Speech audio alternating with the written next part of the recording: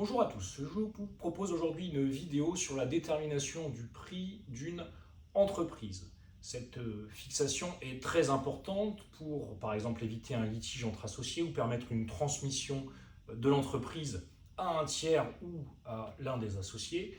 Et lorsqu'on envisage de procéder à une transmission d'entreprise, il est fondamental de procéder à cette valorisation. Alors il y a plusieurs méthodes de valorisation. Il peut y avoir la méthode patrimoniale, la méthode des fonds propres, la méthode de rentabilité de l'entreprise, une pondération entre la méthode patrimoniale et la rentabilité de l'entreprise. Et bien souvent, l'expert comptable qui va dresser cette valorisation va donner une fourchette. Il va dire par exemple l'entreprise vaut entre 30 et 60 000 euros. Et en fonction de cette fourchette, on va pouvoir entrer en voie de négociation avec le cessionnaire, lui proposer un prix de cession objectif.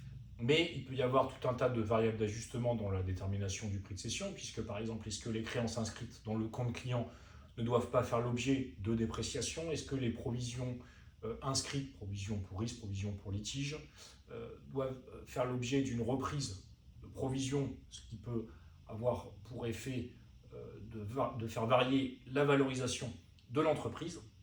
Et donc, il y a tout un tas de variables d'ajustement qui permettent de faire varier ce prix. Lorsque le prix n'aura pas été déterminé de façon loyale, il y a un risque. Il peut y avoir une procédure pour dol, il peut y avoir une procédure pour manquement du cédant à l'obligation précontractuelle d'information, et les procédures judiciaires peuvent être intentées lorsque, par exemple, vous rachetez une entreprise à un montant de 100 000 euros et qu'en réalité, cette entreprise est complètement en état de cessation des paiements et qu'à l'heure où la cession a eu lieu, en réalité, elle ne valait plus rien. Raison pour laquelle la valorisation d'entreprise est une étape très importante, car il peut advenir des litiges post-cession, et donc l'avocat en charge de la rédaction de la cession demandera bien souvent une attestation de valorisation dressée par un expert comptable pour avoir un élément tangible et objectif à pouvoir soumettre aux parties.